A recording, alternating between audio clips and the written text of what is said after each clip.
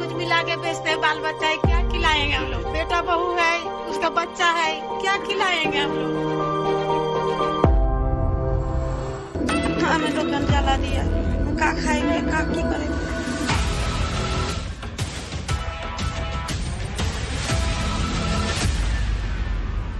कम था ये तो कम दीजिए।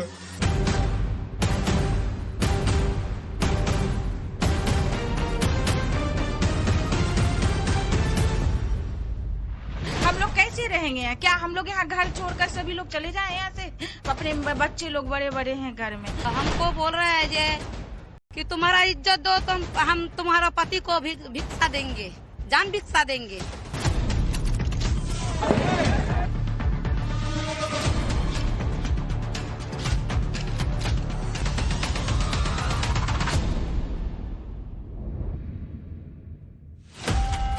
और ये वही घर हैं जिनके ऊपर अटैक हुआ है, जिनपे इनके निशान हैं। इन घरों के ऊपर अटैक हुआ है। तो हम पहले शरीयत को पकड़ेंगे, इसके बाद संविधान। What has happened there is something which should never have happened.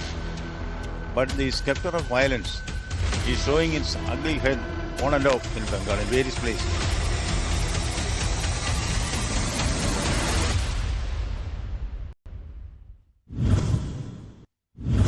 नमस्कार, पाठशाला की वीकेंड वाली एक्स्ट्रा क्लास में आपका स्वागत है। मैं हूं सुशांत सिन्हा। क्या देश में हिंदू होना, बहुसंख्यक होना कोई गुनाह हो गया है? क्या किसी समुदाय के साथ हुई जाति हिंसा सिर्फ इसलिए कुछ सियासी दलों के लिए कोई मुद्दा नहीं रह जाती क्योंकि वो समुदाय हिंदू है, बहुसंख्यक है? ये किस तरह का सेकुलरिज्म हुआ भाई? वोट बैंक की राजनीति करने वाली कुछ पार्टियों ने क्या कर रखा है? चाहे पिछले महीने नागपुर में भड़के दंगे हो, बंगाल के मुर्शिदाबाद में हुई हिंसा हो, सब में एक खास पैटर्न दिखता है। बाकायदा वेल प्लान तरीके से घरों की पहचान करना, फिर उन पर हमले करना। कहीं कोई गलती ना हो इसके लिए मुर्शिदाबाद में हिंदू घरों पर स्याही से निशान लगा दिए गए।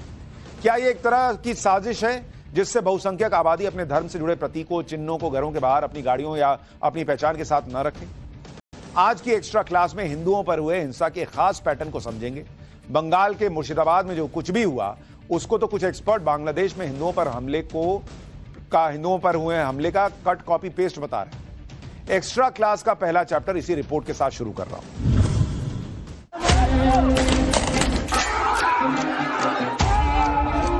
फितूर चढ़ा है सिर पर, सियासत का क्या करें? बस्तियां जली, लाशें गिरी और बताओ क्या करें? बंगाल के मुर्शिदाबाद में वक्फ कानून के विरोध के नाम पर जो कुछ हुआ उसने एक बार फिर बंगाल की कानून व्यवस्था पर गहरे सवाल खड़े किए।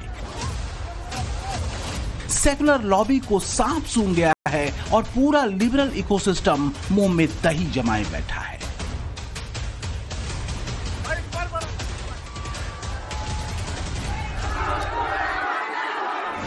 मुर्शिदाबाद शांत जरूर है लेकिन अपने सवालों के साथ। सबसे बड़ा सवाल ये कि क्या सोची समझी साजिश के साथ हिंसा हुई? क्या चुन चुनकर हिंदू घरों को निशाना बनाया गया? क्या घरों पर लगे खास निशान किसी पहचान के लिए थे? साजिश क्या किसी का नामो निशान मिटाने की थी? आखिर आरोप ऐसे क्यों लग रहे हैं कि हिंसा के पीछे गहरी साजिश थी? क्या मुसलमानों को किसी खास लाइन पर उकसाया गया था?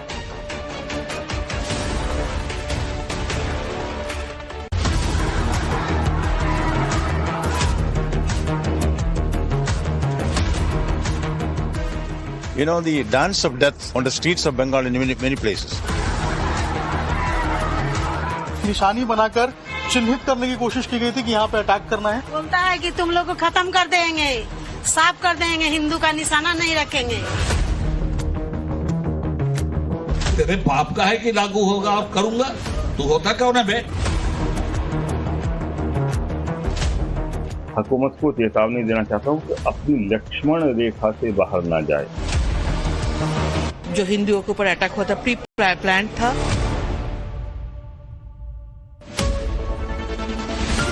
अब तो यही कहा जा रहा है कि जरा दरियाफ्त कर कि चिंगारी किसने भड़काई, अमन चैन पर काली स्याही किसने लगाई।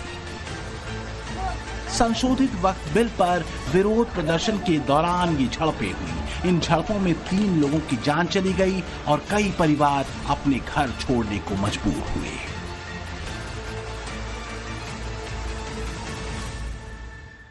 पश्चिम बंगाल में तुष्टीकरण का राजनीति चलता है। ये पूरा प्री प्लान्ड ऐसा जो हिंदुओं के ऊपर अटैक हुआ था, प्री प्लान्ड था। भारत में पश्चिम बंगाल ऐसा स्टेट है, वहीं पे हिंदू पलायन हो रहे हैं। ये भयानक बात है। जो लोग इतने सारा अटैकिंग किया है, उसके ऊपर क्या स्टेप लिया, क्या एक्शन लिया, इतना सारा दृश्य हम लोग देख रहे हैं। लेकिन ममता बनर्जी चुप। ममता बनर्जी यहाँ पे राजनीति देख रहे हैं। ममता बनर्जी बोल रहे हैं बीजेपी का काम है। ममता बनर्जी बोले बीएसएफ को बोल रहे हैं। सच ये है कि मुर्शिदाबाद में हुई हिंसा में टारगेटेड हमले हुए। हिंसा के पीछे कुछ वजहें हैं जिनकी चर्चा सोशल मीडिया से लेकर आम लोगों के बीच खूब हो रही है। इसमें बहाना भले संशोधित वक्फ कानून के खिलाफ प्रोटेस्ट रहा हो, लेकिन इसमें खास पैटर्न दिखता है। सवाल ये भी उठ रहे हैं कि पॉपुलेशन और संशोधित वक्फ कानून पर भरमाने वाली पॉलिटिक्स भी क्या हिंसा के पीछे वजह रही। देखिए, जाने का हिम्मत इनमें नहीं है, क्योंकि जो हिंदू हैं, उनके जो पीड़ित है, उनके सामने तो ये नहीं जा सकते। मुसलमान के सामने जाएंगे, वो भी गाली देंगे। वो वक़्फ़ का मीटिंग तो आपने देखा, खाली सीट था। मैं मुसलमान समाज को भी बोलता हूँ, तृणमूल के नेताओं को बात पे मत जाइए, एक्ट को पढ़िए। किसी ने बोला कि काक ने अपना कान लेकर चला गया तो आप काक के पीछे भागेंगे, ऐसा नहीं होना चाहिए। जो भी हो, पर मुर्शिदाबाद में हिंदुओं और उनके घरों पर हुए हमलों ने हिंदुओं की सुरक्षा को लेकर गंभीर सवाल खड़े किए हैं। एक बात और है कि अगर शिकायत या नाराजगी संशोधित वक्फ कानून से थी, तो हमला हिंदू घरों में क्यों किया गया? बाकायदा उनके घरों पर निशान लगाकर उन्हें निशाना क्यों बनाया गया? मुर्शिदाबाद में क्या हुआ था, पीड़ितों से इसकी रिपोर्ट लेने पश्चिम बंगाल के गवर्नर आनंद बोस राहत कैंप पहुंचे थे। तो वहीं राष्ट्रीय मानवाधिकार आयोग की टीम भी पहुंची। इस बीच टाइम्स नाउ नवभारत के कैमरे पर पीड़ितों ने आप बीती बतौर चश्मदीद बताई। इसका खुलासा भी टाइम्स नाउ नवभारत की ग्राउंड रिपोर्ट में हुआ कि मुर्शिदाबाद में हिंदू घरों पर स्याही का निशान लगाकर चिन्हित किया गया था। तो क्या दंगाइयों को निर्देश था कि सिर्फ स्याही लगे घरों पर ही अटैक करना है? क्या निशान लगाकर एक तरह से संकेत दे दिया गया था हमले का टारगेट यही है? ये घोषपाड़ा है, घोष मोहल्ला है। यहाँ पे अगर आप देखेंगे तो घर के बाहर जो है वो आपको ये इंक जैसे निशान नजर आएंगे। ये देखिए, यहाँ पे तमाम जो घर हैं इनके पास आपको इसी तरीके से देखिए जो इंक है वो नजर आएंगे। और ये इंक आखिर क्यों डाले गए हैं, ये एक बड़ा सवाल है। इधर भी देखिए, सामने भी आपको इंक नजर आएगा। दूसरी तरफ यहाँ भी जो है वो इंक डाला हुआ है। इस इंक के पीछे का राज क्या है, ये पुलिस जो है उसको जांच करनी चाहिए कि आखिर ये इंक क्यों डाला है। लेकिन अगर आप देखेंगे और समझेंगे इस इंक को, तो एक तरीके से यहाँ पर निशानियां बनाई गई हैं इन घरों के ऊपर। और ये वही घर हैं जिनके ऊपर अटैक हुआ है, इन पे इंक के निशान हैं। इन घरों के ऊपर अटैक हुआ है। तो क्या चिन्हित करके, टारगेट करके इन घरों को अटैक किया गया था? क्या हुआ था? ये निशानियां कैसे बनाई गई थी? क्या हुआ? निशाना कैसे बनाया हम लोग को पता नहीं है। हम लोग के छेनी तरुआल ये सब देके बाहर भाग दिया, हम लोग भाग गया। जल्ला उल्ला तोड़ के हम लोग भाग गया है। पूरा दुकान, पूरा घर में जितना सामान था सब लूट लिया है। तो ये जहाँ निशान है वहाँ अटैक हुआ है? हाँ, ये सब अटैक हुआ है। हम लोग 4 घंटा लड़ाई किया है। कितना पत्थर? 4 घंटा लड़ाई किया है। ये जो पत्थर मारा है, गोटा जगह जगह कट गया है। हमारा पति का गांव का बहुत आदमी था, सब कोई मिल के यहाँ पर किया है। जे ढीला छोड़ा, बोतल छोड़ा, तो भी वो लोग हम लोग का बम चलाया है। एक खास पैटर्न है जो लगातार देखने को मिल रहा है, फिर चाहे वो बंगाल का मुर्शिदाबाद हो या पिछले महीने नागपुर में हुई हिंसा। हिंदुओं की कारों, हिंदुओं की दुकानों और घरों को नागपुर में बवाल करती भीड़ ने चुन चुन कर उन पर हमले किए थे।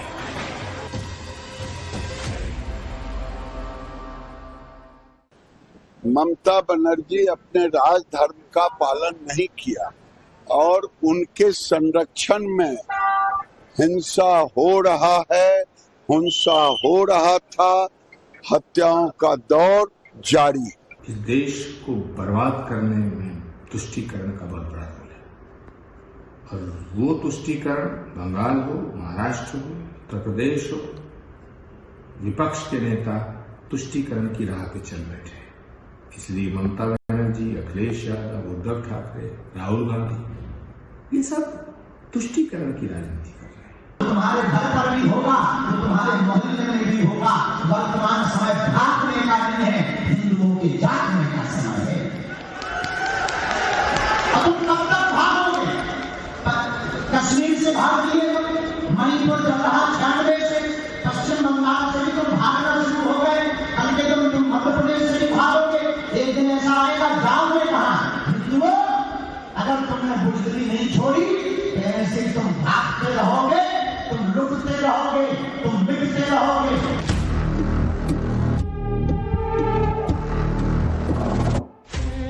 कहीं ऐसा तो नहीं कि संशोधित वक्फ कानून के विरोध के बहाने कट्टरपंथी जमातों ने अपना मजहबी प्लान एग्जीक्यूट कर दिया? क्योंकि ये बात तो खुद ममता सरकार भी मान चुकी है कि मुर्शिदाबाद में हिंदुओं के खिलाफ हिंसा पूर्व नियोजित साजिश थी। ममता सरकार ने कोलकाता हाई कोर्ट में मुर्शिदाबाद दंगे की जो रिपोर्ट पेश की है, उसमें कई बड़े खुलासे हुए हैं। रिपोर्ट में कहा गया है कि 8 अप्रैल को मुर्शिदाबाद के जंगीपुर में करीब 8 से 10 हजार की संख्या में भीड़ जुटी। उस दिन हुई हिंसा में पुलिस वालों की जान लेने की कोशिश की गई। उग्र भीड़ ने पुलिस अधिकारी से उनकी लोडेड पिस्तौल छीन ली। 11 अप्रैल को ही रघुनाथगंज और शमशेरगंज में भी 5-5 हजार लोग जुटे और जमकर उपद्रव मचाया। इसके बाद 12 अप्रैल को उपद्रवियों ने हिंदुओं के घरों को टारगेट किया। मुर्शिदाबाद में वक्फ कानून के विरोध के प्रदर्शन के नाम पर कैसे हिंदुओं को निशाना बनाया गया, तस्वीरें गवाही दे रही हैं। ये वीडियो हरगोविंद दास और उनके बेटे चंदन की मौत से पहले का है, जो वक्फ कानून का विरोध करने वाले कट्टरपंथियों की भीड़ का निशाना बनी। टाइम्स नाउ और भारत की टीम इस वक्त हरगोविंद दास और चंदन दास, यानी कि ये जो दो पिता और पुत्र, इनकी जो मृत्यु हुई, दर्दनाक तरीके से इन्हें मार दिया गया, उनके घर के बाहर इस वक्त हम मौजूद हैं। एक एक करके तस्वीरें दिखाएंगे कि घटना कैसे घटी, कैसे ये पूरी हिंसा हुई और उन्हें कहाँ मारा गया और वो निशान खून के कहाँ पर है। ये उनका घर है। ये देखिए सीढ़ियाँ 1, 2, 3, 4, 5 और पांचों सीढ़ियों पे आपको सिर्फ ईंट और पत्थर दिखाई देंगे। कई सारे कंकड़ पत्थर यहाँ पर रास्ते पर बिछे हुए हैं। ऊपर आएंगे अर्नब और दिखाएंगे कि ये दरवाजा भी जो है किस तरह से यहाँ पर तोड़ दिया जा चुका है। यहाँ पर देखिए परखच्चे उड़ चुके हैं दरवाजे के, अंदर की जो कुंडियां हैं वो भी निकाल दी गई हैं। यहाँ पर भी ये देखिए इतनी तेज गति से यहाँ पर वार किया गया कि यहाँ पर कितने सारे निशान पड़ गए हैं। ये बाई ओर की तस्वीर, अब दाई ओर की तस्वीर दिखाइए। यहाँ पर दाई ओर देखिए कि किस तरह से यहाँ पर भी दूसरे कमरे से घुसकर तोड़फोड़ कर दी गई। किताबों से लेकर खिलौनों से लेकर एक हंसते खेलते परिवार को पूरी तरह से तबाह कर दिया गया। तस्वीरें साफ बयां करती है कि किस तरह से केवल एक ही समुदाय के लोगों को टारगेट किया गया, टॉर्चर किया गया और उन्हें तड़पा तड़पा कर मार दिया गया। तो क्या वोट बैंक पर न्योछावर होने वाली कथित सेकुलर पार्टियां अब भी अपने कुछ पूर्वाग्रहों पर लानत भेजेंगी? शायद नहीं, क्योंकि आरोप सीधे लगते रहे हैं कि उन्होंने सेकुलरिज्म के नाम पर अल्पसंख्यकवाद को ही पाला पोसा है। हमारे देश की पहचान रही है आपसी भाईचारा, लेकिन कुछ पूर्वाग्रहों से बचना होगा। इसमें एक पूर्वाग्रह यह भी रहा है, या इस पूर्वाग्रह को कथित सेकुलरिज्म की झंडा बरदार पार्टियों और उनके नेताओं ने लोगों के जहन में भर दिया कि हिंदू अगर सेक्युलर है तो वो अपनी धार्मिक पहचान और आस्था का गौरव नहीं करेगा। 50 के दशक में सेक्युलरिज्म के नाम पर तत्कालीन प्रधानमंत्री जवाहरलाल नेहरू हिंदुओं को तो इनडायरेक्टली हिंदू कोड बिल बनाकर कथित सेक्युलरिज्म के झंडे तले जबरन ले आए, लेकिन दूसरी तरफ तो दूध भात टाइप का मामला है। क्या यह अल्पसंख्यकवाद नहीं था? क्या सेक्युलरिज्म भी धार्मिक पहचान और चिन्ह की शर्तों पर लागू होगा? हिंदू कोड बिल का विरोध तत्कालीन राष्ट्रपति राजेंद्र प्रसाद तक ने किया था। सवाल यह कि हिंदुओं का नाम, धार्मिक निशान और पहचान से कथित सेकुलरवादियों ने इतना परहेज किया क्यों? क्या यह एक तरफा नहीं था? देखिए चैप्टर।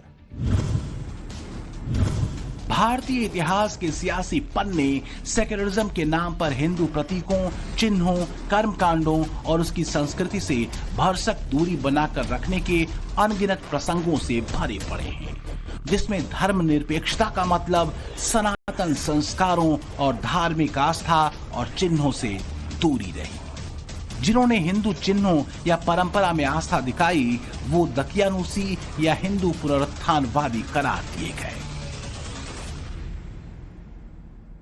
कुछ प्रसंगों को देखिए और सेक्युलरिज्म के नाम पर स्थापित की गई एक तरह से हिंदू अस्पृश्यता को समझिए। जैसे 1936 में नेहरू ने अपनी आत्मकथा में लिखा, संगठित धर्म के प्रति हमेशा मैंने दहशत भी महसूस की है। मेरे लिए हमेशा इसका मतलब अंधविश्वास, पुरातन पंथ, रूढ़िवादिता और शोषण रहा है, जहां तर्क और औचित्य के लिए कोई जगह नहीं। लेकिन इन्हीं पंडित नेहरू ने वक्फ से लेकर मुसलमानों के पर्सनल लॉ तक पर एक लफ्ज नहीं बोला। हिंदुओं के लिए हिंदू कोड बिल तो लेकर आए, लेकिन मुसलमानों को वोट बैंक वाली छूट दे दी। इसी तरह 1952 में तत्कालीन राष्ट्रपति डॉक्टर राजेंद्र प्रसाद ने काशी जाकर कुछ पंडितों के पांव धोए थे। नेहरू ने प्रसाद को उनके इस कृत्य पर नाराजगी भरा पत्र लिखकर अपना विरोध जताया था।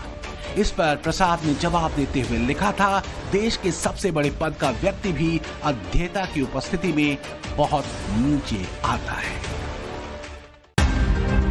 इसी तरह सेक्युलरिज्म के नाम पर हिंदू आस्था की पहचान से दूरी बनाने का नेहरू का एक और प्रसंग है, जिसके बारे में लाल बहादुर शास्त्री के सचिव रहे सीपी श्रीवास्तव उनकी जीवनी में लिखते हैं। एक बार शास्त्री जी ने नेहरू से अनुरोध किया कि वो कुंभ के मेले में स्नान करें। नेहरू ने शास्त्री के इस अनुरोध को ये कहते हुए अस्वीकार कर दिया था कि वैसे मुझे गंगा नदी से बहुत प्यार है, मैं कई बार इसमें डुबकी लगा चुका हूँ, लेकिन कुंभ के मौके पर ऐसा नहीं करूँगा। क्या ये सिर्फ इसलिए था क्योंकि ऐसा करने से दूसरा वर्ग नेहरू से और कांग्रेस से दूरी बना लेता? आखिर क्यों वोट बैंक की राजनीति करने वालों ने धर्मनिरपेक्षता के नाम पर सिर्फ हिंदुओं को ही अपनी पहचान और धर्म चिन्हों से दूरी बनाने को बाध्य किया? यहाँ तक कि एक तरफा सेक्युलरिज्म की राजनीति इंदिरा गांधी ने भी की।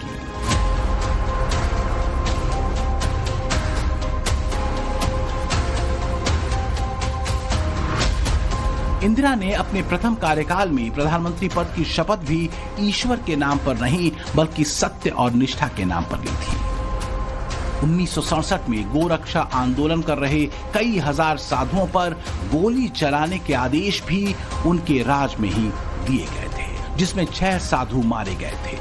इंदिरा के हिंदू चिन्हों और पहचान से दूरी बनाने की बेचैनी इस हद तक थी कि उन्होंने गोरक्षा आंदोलन का समर्थन करने वाले गुलजारी लाल नंदा को मंत्रिमंडल से बाहर का रास्ता दिखा दिया था। तो क्या अपने ही देश में सेक्युलरिज्म के नाम पर हिंदू पहचान, उसके प्रतीक चिन्ह, उसकी आस्था दोयम दर्जे की बना दी गई? सेक्युलरिज्म का मतलब ऐसा हो गया जैसे हिंदू आस्था और पहचान का विरोध।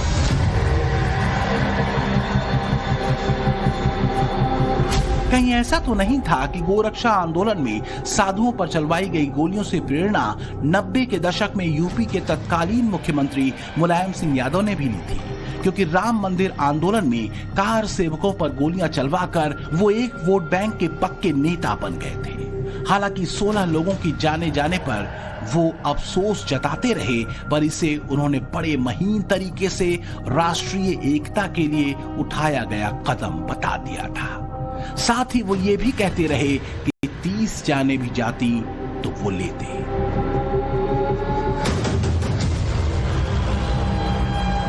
ये 16 जाने गई देश की एकता के लिए, अगर 30 जाने जाती तो लेते देश की एकता बता।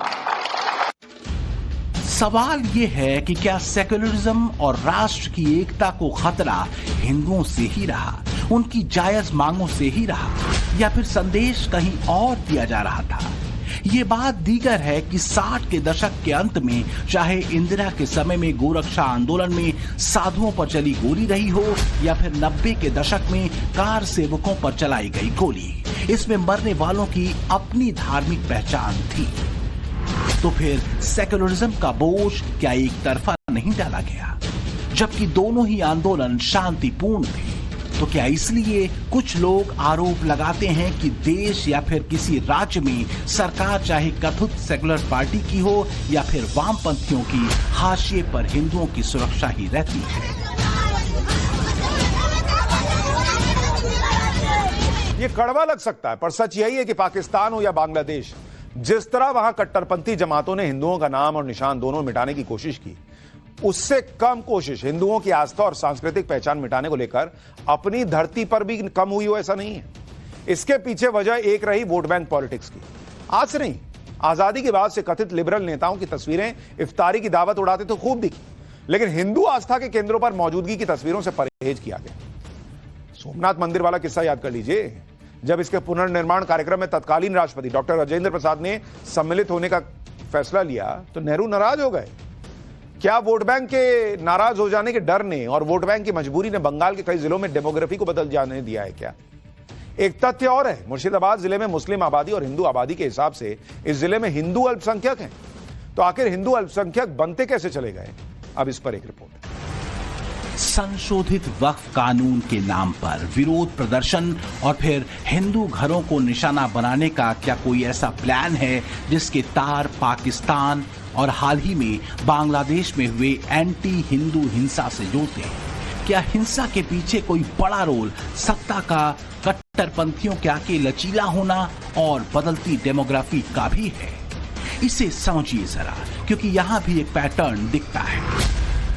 मुर्शिदाबाद में मुस्लिम आबादी करीब 66% है, जबकि हिंदू जनसंख्या 33% के आसपास है। ईसाई आबादी 0.25% है। मुझे तो सीएम योगी आदित्यनाथ का वो स्टेटमेंट याद आ रहा है, जहां हिंदू बहुसंख्यक है वहां हर मुस्लिम परिवार सुरक्षित है। लेकिन मुर्शिदाबाद हो या बंगाल का कोई दूसरा इलाका जहां हिंदू अल्पसंख्यक है, वहां की तस्वीरें चिंता पैदा करती हैं, खासकर उनकी सुरक्षा को लेकर। यह तब और चिंताजनक हो जाता है जब वोट बैंक वाली राजनीति बड़ी साजिशों तक को इग्नोर करती है। महाराष्ट्र में पिछले दिनों नागपुर में बिगाड़ी गई हवा रही हो या फिर बंगाल के मुर्शिदाबाद की ताजा घटना, जब आप वोट बैंक के कैलकुलेशन को ध्यान में रखकर एक्शन लेंगे तो अराजक तत्वों का कॉन्फिडेंस ही बढ़ता है। एक बात और, इस देश की बहुसंख्यक आबादी हिंदू है ना, तो जरा याद करिए कि अपने अधिकारों को लेकर कभी ये आबादी सड़कों पर हिंसक प्रदर्शन करने उतरी है क्या? मुझे तो याद नहीं। 100 हिंदू परिवारों के बीच में एक मुस्लिम परिवार सबसे सुरक्षित रहता है, लेकिन मैं कहता हूं 100 परिवारों के बीच में एक हिंदू की बात तो दूर करिए, 100 मुस्लिम परिवारों के बीच में 50 हिंदू सुरक्षित रह सकता है क्या? नहीं रह सकता। अब बांग्लादेश आपके सामने उदाहरण है, इससे पहले पाकिस्तान उदाहरण था।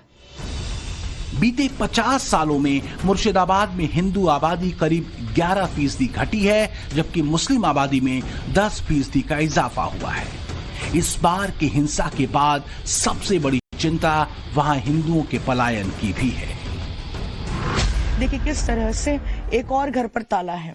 यहाँ पर घर वाले जो है, ये हिंदू परिवार घर छोड़कर जा चुका है, और उसके बाद एक और परिवार देखिए यहाँ पर भी है जो ताला लगाकर इस कमरे को छोड़कर जा चुका है। देखिए यहाँ पर भी किस तरह से ताला लगा हुआ है।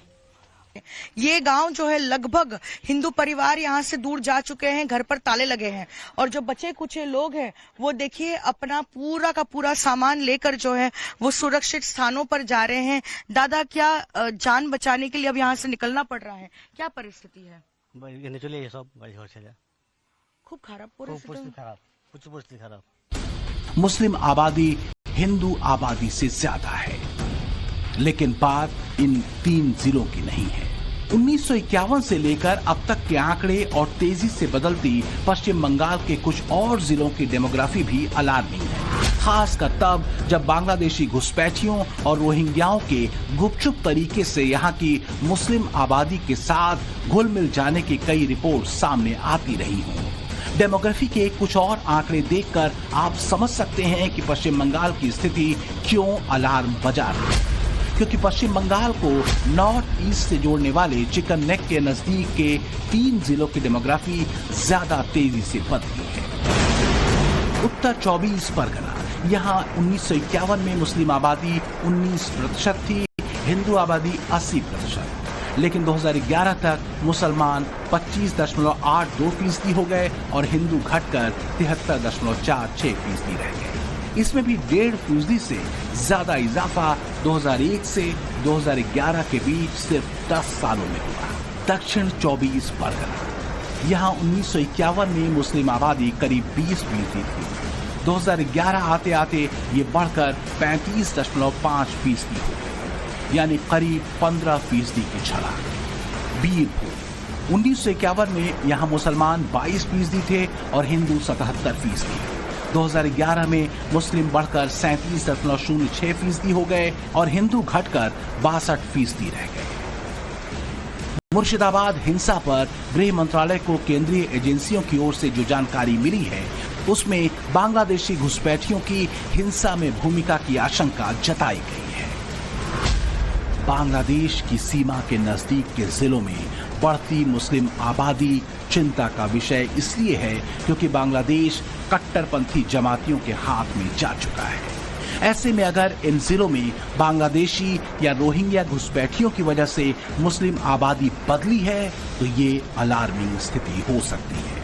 इसलिए जरूरी है कि मुर्शिदाबाद की घटना के पीछे के मास्टरमाइंड तक पहुंचा जाए ताकि इन जिलों में अल्पसंख्यक हिंदुओं का नामो निशान सुरक्षित रहे। Bureau report, times now, Navbharat.